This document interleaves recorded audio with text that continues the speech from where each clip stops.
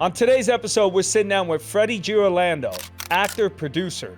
We're going to talk about becoming a father at such a young age. Being a dad at 19 forced me to get my life together. We're going to talk about managing mental health. The process is everything. It makes you the person you are going to become. And how to navigate your way through this brutal industry called Hollywood.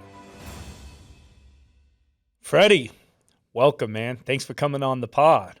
Thanks for having me, man. Let's jump right into something, man. Yes. People not believing in you, in your dream. Tell me about that.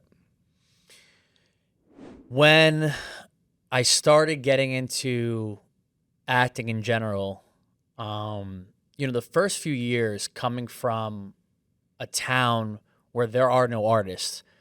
I grew up in Old Bridge, New Jersey, very blue-collar town, salt of the earth people. I love where I grew up. I love going back. I still have all my friends back there, family. But those first few years getting into acting, people, like I said, there's not a lot of artists in the town, so folks don't think that it's possible to make it. They view it as a pipe dream, or at least people around me viewed it as a pipe dream. My friends were like, my father had a trucking company at the time. Why don't you take over your father's business? So initially those few years I was kind of going at it by myself. Luckily I had my mom to support me and champion me, and some family for sure, but it was definitely like lone wolf type stuff. I remember, feeling lonely just in general because I didn't have the support of some of, my friends around me or peers around me, which I totally get. Again, they didn't understand just the pursuit of a career as an actor because they didn't think it was possible. After booking my first television gig a few years after, going after it for some time, then people started to see that it's possible. So I always tell folks in general, if you're going after something or you want to go after something, as long as you believe in yourself, I know it sounds kind of cliche and corny, but as long as you truly believe in yourself, you can make it happen. So I always encourage people just to go after it and don't wait for anybody to tell you that it's, possible. Just believe it's possible and then just go after it. So that was kind of what I got from going after something, seeing it into existence, and then seeing the reactions of those around me. Then I got the support after that. Sometimes you just got to show people that it's doable for them to believe. Yeah. What do you think the secret is is it consistency in anything we're pursuing or chasing, whether it's a dream or a passion or a goal? We find so much time, at least I do, with self-doubt. So not only other people not believing in me, just me not believing in myself. How do you navigate through that to have that belief in yourself that it's going to happen? Yeah, that's a great question. Definitely, I think it comes with the territory as an artist in general. You're going to encounter doubt within yourself, still do to this day, but you kind of have to, for me personally, doing a lot of the inner work on myself. So making myself the best version of myself as possible and staying as positive as possible to navigate. With that, doing a lot of, for me, it was reading a lot of books of folks that either I looked up to or folks that I looked up to's referrals, to kind of get me inspired and motivated and to embrace a mindset of this is going to happen no matter what, as long as I believe in myself. And it is consistency. It's consistency in the work you're putting in.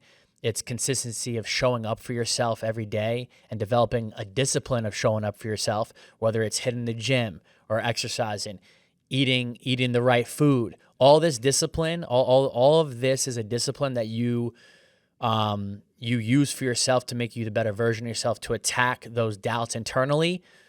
I felt that when I wasn't, drinking my own medicine, so to speak, and would, take the day off that turns into 2 days off at the gym, or if I don't show up for myself, that's when like the doubt creeps in, or whatever type of fear that's non-existent creeps into my mind or whatever the case may be.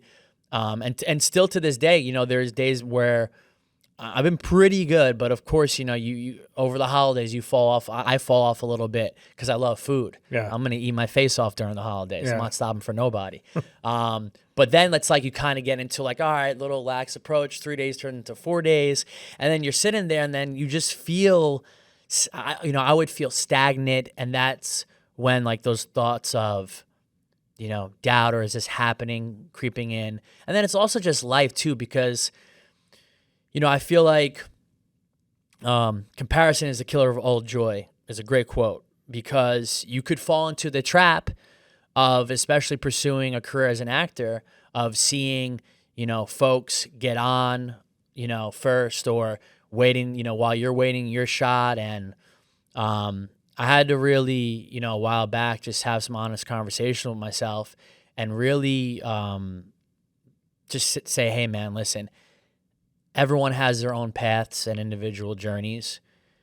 You have to accept that, and you have to really believe that when it's your time, it's your time. The only thing you can do is what you have control over, and that's, like I said, the diet, going to the gym, or putting the work in on the craft. So just do that and just trust that it'll come. So to really answer your question, it's really consistency in showing up for yourself, in believing in yourself, and staying disciplined, putting the work in your craft. It's all these elements, but it's a constant grind of putting that work in on yourself to make sure that you're in a good headspace. You got good peace of mind. You approach everything and everyone with a positive attitude, and you bring your best version, whether it's on set, in front of people, and just life in general.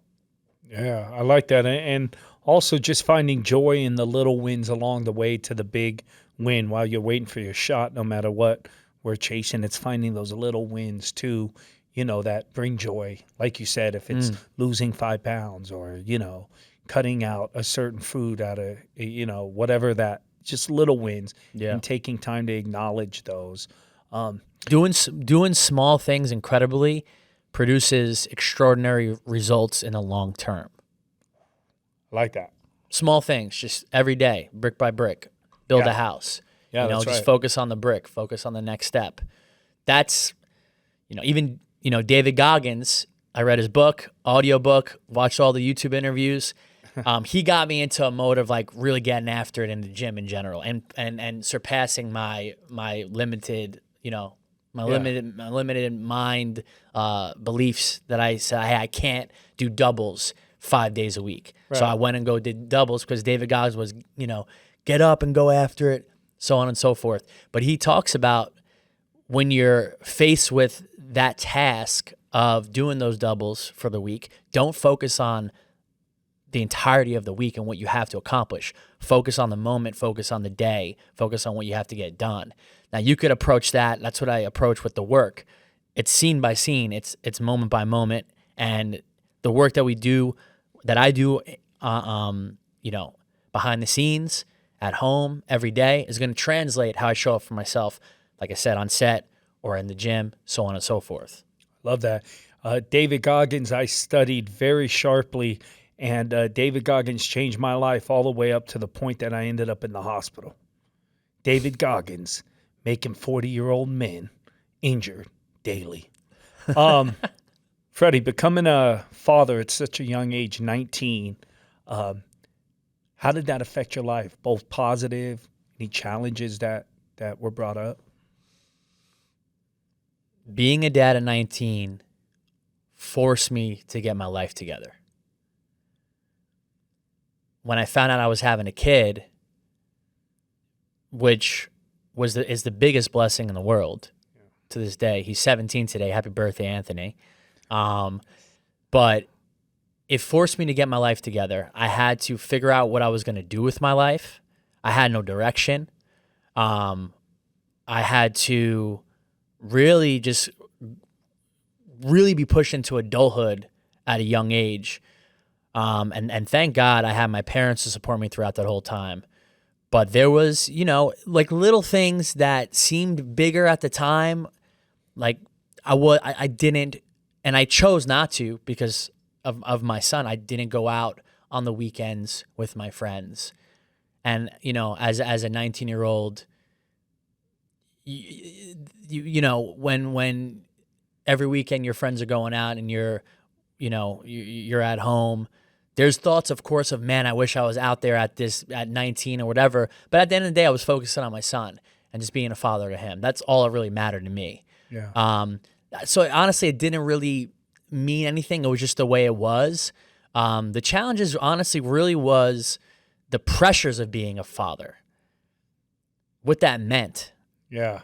to people around me. People are judging you at that age, whether you like it or not. You're a young 19-year-old father. What do you know about fatherhood, Fred?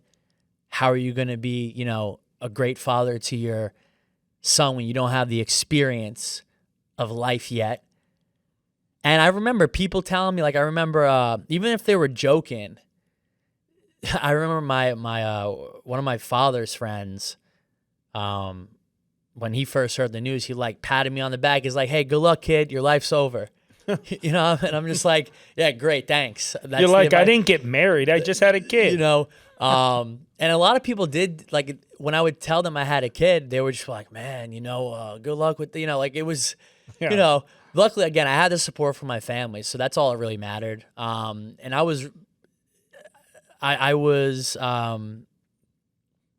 felt good about it. I just felt, I knew I could be a great dad. And again, the support from my family was a major thing. But the challenges definitely were, when I really got into it, how am I going to be there for him? Because I was young. So I was dealing with, at that time, I started to deal with a lot of mental health stuff. Mm. So the challenges of navigating being a young father, then dealing with anxiety, which at the time, I didn't know what anxiety was because none of my parents, my family members really dealt with that or expressed that they did deal with it, which they have. I have some family members that have anxiety and have dealt with it a lot of their lives. But me personally, never experienced the symptoms of anxiety. So dealing with that and really tackling that head on was definitely challenging for sure. Understanding what that was, anxiety in general, and also being able to, attack it in a positive way and in a holistic way to where I was able to be able to manage it. Because the more I understood it, the more I did research and knowledge and just read a whole bunch of stuff, the more I got knowledge about what anxiety was, I was able to manage it. I didn't even know that you had anxiety issue. Is it the level of anxiety that's clinically diagnosed, unmanageable at times, or just you feel really anxious? So you deal with actual clinical anxiety For sure. At the time, still I deal with it to this day. I manage it the best that I can. And a lot of that, what helps me is exercising, making sure I get the right sleep, making sure I'm eating, proper foods. I'm getting the proper nutrition. I forgot where I heard it, but when anxiety kind of shows up in my life, they say, like a car has a check engine light on for you to look under the hood and see what's up. When anxiety tends to pop up, it's let's look at these check boxes. Are you getting enough sleep? Are you eating right? Are you exercising? Is there some stresses in your life? New job, something tragic is happening, or a new change that could be good for you, but it's still the unknown. So to kind of check those boxes and do the work on myself, I do meditation. I journal every day just to check in with myself. Those are the tools I've been using to manage my anxiety. In the past, when I started experiencing those symptoms, I didn't know what it was. So I would go into the ER with my mom multiple times after I had my kid. Those first couple of years, I would go into the ER multiple times, and they literally asked me, "Hey, are you on any type of narcotics, like drugs?" Because my heart rate was so fast, and I would have palpitations. I would have panic attacks frequently. And I would tell them, "No, I don't know what this is. I'm stressed out." And they were like, "Yeah, you have high anxiety." That's what they told me. So at that point in my life, I was a newfound father. I just started getting into acting too. And ultimately, as well, the actor's life, there's no guarantees, Yeah. right? So, I was just going to say, what a rough career to pick with anxiety disorders. I mean, this is, yeah, I mean, but I'll tell it's you what rough. though, what actually really helped me out and why acting means a lot to me was I remember going into HB Studio where I studied, and I used to get up on my feet for getting my reps in for the first few years, couple years of getting into acting, and I would have the anxiety on the stage, like the panic attacks during that time. So I told myself, I had a conversation. I was like, "Hey, Fred, if you want to make a run at this, you're gonna have to learn to manage yourself. You're gonna have to learn how to understand what anxiety is, why this is happening to you, and deal with it, because you can't be going up there or even on set in front of the camera." Like, I was thinking ahead, you can't be having stress and panic attacks left and right. You have to manage and control this. Yeah. At that time, I didn't know how to control anxiety or my mental health. I never read any books. Up until that point in my life, I cheated on all of my high school tests, my middle school tests. I just got by. So there was no reading. Yeah. But at that point in my life when I was dealing with all this anxiety, I remember Googling positivity or how to manage anxiety. And then I remember like a bunch of self-help books came up and The Secret popped up. A lot of people know The Secret, Law of Attraction, all that good stuff, spirituality. And I remember reading that book, and within the first chapter, one of the things that it touched on was you are in control you are in control of your reality, in a sense of you control your thoughts, which controls your emotions. That right there was like a mind-blown thing for me, because up until that point in my life, growing up in my household, which I love my family, I love my friends, but I kind of grew up in the mindset of, oh, whatever happens to you, it just is what it is. Just deal with it. That just is what it is, Fred. You can't do anything about it. When I read that book, that's when I realized I could take control of my life a little bit. So then after I read the book, I started researching the philosophers that were quoted in that book, reading all of their books or a good amount of their books, starting to incorporate their exercises and techniques. That's when I started getting into meditation. I've been meditating now for over a decade every day for the most part. That's a practice of mine that I don't compromise for nothing. Sure, there's a few days I might miss if I'm traveling, but for over a decade, I make it a point to meditate at least 20 minutes once a day. Since the pandemic hit, I upped that to twice a day, morning and night. But these tools, meditation, journaling, exercising, have helped me definitely deal with my mental health and anxiety. Wow. Could you explain briefly what meditation looks like? Like, what exactly, for us that don't know, what is meditation? What does that 20 minutes look like for you? Absolutely. So pretty much meditation in general, for me, it's just having time to yourself, whether that's in the morning or whether that's at night. But make sure you have that time for yourself to be by yourself and like check in with yourself. What I do is in the morning specifically, I set my alarm 20 minutes. The first thing I do when I get up out of bed, I set my alarm 20 minutes. I don't look at my phone other than setting my alarm. I put it down. I literally sit up in a chair upright. I put my hands on my legs. I close my eyes. And I just focus on my breathing for 20 minutes. I don't try and do anything else. I keep my eyes closed. You're going to feel what I felt, especially starting out, all these emotions. Like, I don't want to be here. I don't want to sit down here. You get anxious, you get all this stuff. Just like allow that to pass through you. Don't try to hold on to it or change it or control it. Just allow that to pass through you and be with yourself. Sit with yourself. 20 minutes. I know there's some meditations that are like transcendental meditation, or you could use visualization. There's a bunch of other practices, but if I had to give advice to someone that's just starting out, just set a timer. It could be 10 minutes, 5 minutes. Just start to develop a habit and a routine for yourself to take time for yourself. What you'll realize is after incorporating that discipline into your life, weeks will go by. You'll start to feel, which I experienced, you start to feel a little bit more clearer throughout the day, a little bit more present, a little bit more at peace.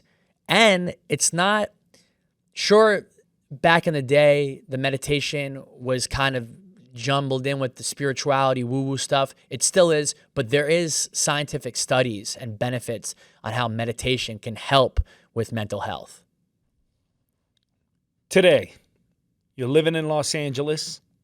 You've been here a few years. You're pursuing the dream. How do you get by? How do you pay the bills besides just acting? Great question. And I love that question because I feel like today, just in general in society, which is great, we get to see the end result for people that have made it, quote unquote, right? All the actors I look up to, even growing up, still grinding, still hustling, you get to see their end result. Even in interviews, they'll touch upon like how they grinded it out and they did their thing, but you don't really get in there on what those years look like. Yeah. You really don't. No. Being out here for 8 years in Los Angeles, the life of an actor, it's a lifestyle for sure. Until you're at the level, in my opinion and what I've seen amongst my peers, until you're at the level, and God bless everyone, let's all get it, of Brad Pitt, you're going to have like 2 or 3 side hustles, especially in Los Angeles, to keep the lights on and pay bills. Yeah. So since moving out here, when I first came into town, I knew no one, nobody at all. I moved in with my girlfriend at the time, so I knew her, but nobody in the business. I had no relationships in the business, no connections at all. I had no friends in this business, and no friends aside from her in Los Angeles at the time. So I had to hit the ground running. I had to grind. I worked in the service industry. I busted my butt bar backing at the bars, because I didn't know anyone to get that bartending job, because it's all connections and relationships and so on and so forth. So those first 2 years, just keeping lights on, 6 days a week, some day doubles, bar backed. I graduated to managing a restaurant. That was great. That was all cool. At the time, and I told your producer this on the phone, during those first 3 years, though, even though I was doing that, keeping the lights on, I was still pursuing the craft. I was still in class. I was still doing plays those first couple of years. I produced a play and acted in it those first couple of years, too. And I remember being in the restaurant managing it, and it was a small little restaurant, 8 tables, 6-seat bar top, and I was managing it, running around, the only person on the shift. I had a full place. I was dropping wings off, asking people if they want blue cheese or ranch, and then I'd go back behind the counter, and I had my graphic design guy for the play that was doing the poster for our play, and I'd be like, yeah, change the font right there. And then I'd go back and do another order. So I was constantly always grinding it out. And then eventually I started promoting an industry night on Thursdays for years at a spot called Break Room 86 out here. Houston Hospitality. So I would go to work at the restaurant and then invite them out to the lounge, take care of them at the lounge, and then tell them about my play I'm doing, invite them out to the show, and then that's how I would kind of just meet people and kind of navigate, Los Angeles. But I would always provide value for people or an experience. I wasn't asking anything, I wasn't asking for anything from anyone. I wanted to give them the experience, Yeah. and then create that relationship. So it's been a grind, still is a grind. Love it to death. This is my hill to die on. I'm an actor. So whatever I have to do, right now I work at LA Film School. I'm in career development. I help the grads get work in the field. It's very fulfilling. I love that job. I also host casting workshops for actors out here, which is really great because I get to meet new actors, and I love what we do, so that's always great. I get to get some insights from the casting guests that I bring in to get to talk with them a little bit. And, I'm on the board of a film festival, Michaud Film Festival. Shout out Michaud Film Festival, Noel and Courtney. But ever since coming into town, keeping lights on, 2 or 3 jobs. You need that. You need the 2 or 3 jobs to keep the lights on. And Tyler Perry says this. Tyler Perry says, if you're not willing to put the work in and do the side hustles and all that stuff for your dream, I would question your integrity of your dream. He didn't say that exactly. I'm definitely But he's pretty much saying if you're not willing to put that work in to make the dream happen, I would question if you really want it.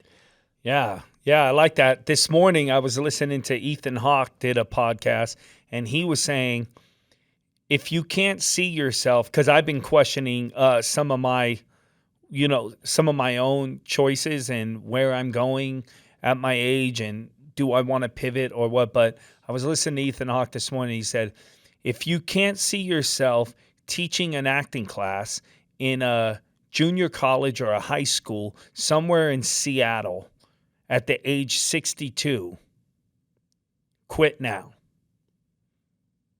And I thought, it's like, if you're only acting to be this whatever, if you wouldn't just teach a bunch of community college people in the middle of nowhere, then you don't love it enough. And I thought, oh man, I need to think on that. And then I came to work to do a podcast. But I was like, that's intense. Yeah. But yeah, it's going back. It's just always, I find myself constantly checking in with myself. And we mentioned the anxiety. It's like, that's why I said, wow, what a tough career to pick if you have anxiety, because this thing is like every day, or maybe not every day, but constantly you're checking in. Is this going to happen? Am I on the right path? I keep getting older. And is it a pipe dream?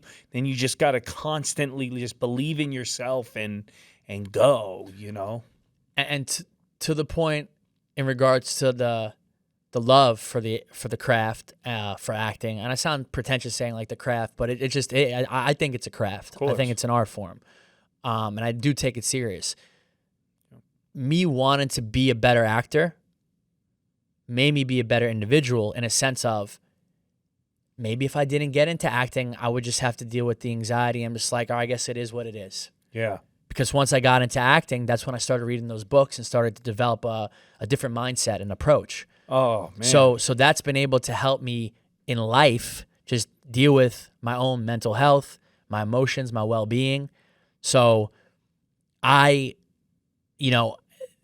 means a lot to me in that regard, because it's literally made me the person I am today, and it continues to shape me and make me a better individual. I love that, Freddie. I love that. And I just want to hit the camera and say that I love that. I think for any of us out here doing this thing called life, anybody out there watching, it's, whatever it is that you decide to pursue or chase, it really doesn't matter. No matter where you're going in the destination, you're going to get better. What matters, they always say, it sounds cliche, but it's not about the destination, it's the journey. But there's nothing more true than that. Just living life is about that. It doesn't matter if it's a relationship. It doesn't matter what it is. You're pursuing something. It's what we learn along the way. So it's everything you just said, Freddie. I love that. It's like, whether you were on the job, a police officer, a fire department, a sanitation in New York, if you took a civil service job, or you decide to pursue your dream as an actor, it doesn't matter what you chose to do. It's what you're learning along the way and the skills that you're picking up. So that's really good. I've never heard an actor, I've had a lot of actors on the podcast.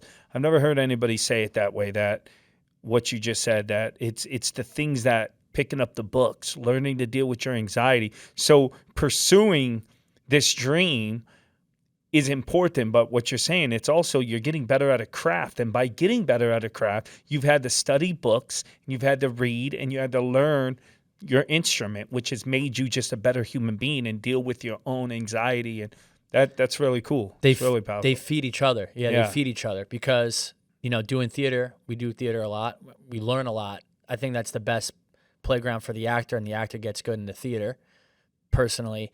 And, just a simple fact of what I really picked up in my life that translates into the craft and it feeds is the power of focus and intention with your attention.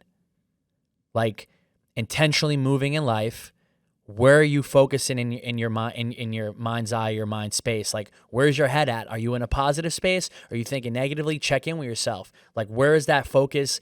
Where's your compass pointing at in life? And then when you translate that onto the stage and you have that awareness of, okay, where is my focus? Oh, I'm in my head right now. I'm like worrying, all right, this is my next line, or I'm about to go on for the first time opening night.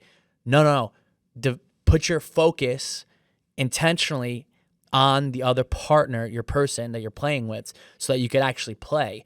So just the little things of what I've learned in life, translate into acting, and then what I've been learning even on the stage of like, oh yeah, if I did, at that moment tonight, I did allow myself to like be present and relax and listen. I could take that back to my life in general, to where I'm like dealing with a whole bunch of stuff day in and day out, and I have a million things on my plate. But if I take a breath and like sit with you and listen, all that other stuff goes away. Yeah. So stuff like that. The acting's really, again, it just made me a really better person. It's really helped me out. So that's why it means a lot to me. So whenever I have the opportunity to do it, and I've grown into this mindset. I'm not going to say in my 20s. I've always loved it, and I've always had fun doing it. Now, every single moment, I cherish acting. Every single moment. And I know if I don't go in 100% while I'm in it, that I'm cheating myself. It's dishonorable to me. Wow. So it's kind of like, all right, well, if I have the opportunity, and I know Philip Seymour Hoffman, the late great, always said, again, paraphrasing, but if they rented out a room for you to audition in, you want to do the table read, like, put yourself into it, get your reps out of it. Yeah. Make it mean something to you. Yeah. So acting's given me a lot as a person. So when I have the opportunity, I'm going to show up. And I've grown into that mindset. I wouldn't always say that in my early 20s when I was first starting out. I had that. I had to just grow into it, to where now I just feel great being in class. As long as I know I get to act and like throw down and like work on my muscle and flex and lift a little bit, I'm good. Yeah, I appreciate the way you talk about the craft, man. I believe it. I mean, I've seen you doing your thing and constantly growing, and it's really fun. It's really fun to watch. Thank you, and to man. hear you talk about it with such passion. And I think what you're saying also, for anyone listening, it really relates in everything, especially fitness. It's making me think a lot about fitness. Like you said, I'm cheating myself. It's like the more we find and it doesn't matter what job we're doing. I mean, this could go for chefs. It could go for so many mechanic. It's everything's an art form when you think about it. It's like art is in everything. I mean, you could be a custodian cleaning and take pride in what you're doing. Yeah. And when you have that mindset that you take pride and you don't want to cheat yourself or what it is that you're performing, whether it's detailing a car or painting the Sistine Chapel, you're not missing a beat in life. Absolutely. You're just growing. Freddie, one thing I admire about you is your mindset and the hustle mentality. I see a lot of that. I see a lot of you in how I approach life, and it's wearing multiple hats and it's getting things done. How important is it in life to multitask and to create your own avenues and your own lanes and your own work, and not just wait on work to come to you? Very important, especially in this day and age now. The beautiful thing about the industry, whether you're an actor, producer, writer, director, everything, especially with the platforms now, socials, all that stuff, you can create content today, tomorrow. You could pick up the phone and create. I think it's very important because just having the synergy of creating and getting people around you that love creating, that passion, is going to take you to the next thing. I really do believe work begets work.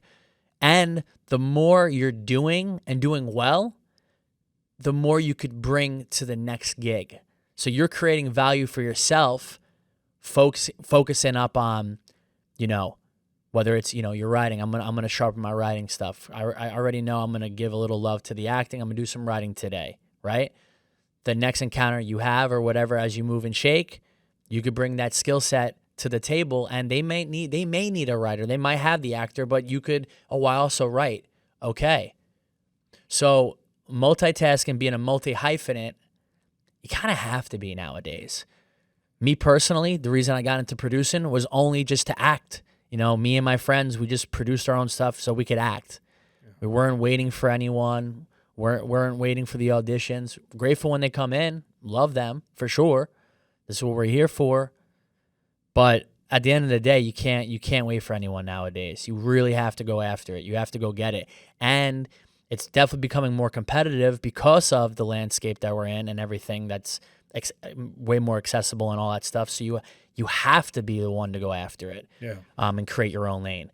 I've been able and fortunate enough to have, my friends or peers, colleagues, whatever the case, they've been able to create some really great momentum for themselves as actors, producing their own stuff, getting their foot in the door because they've been consistent. So it's just to adapt a mindset of consistently creating.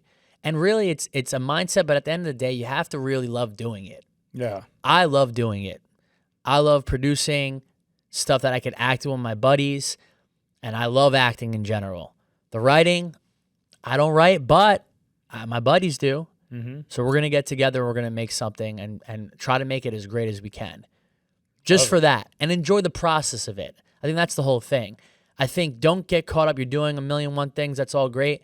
Like, do as much as you can, but as much as you can give love to.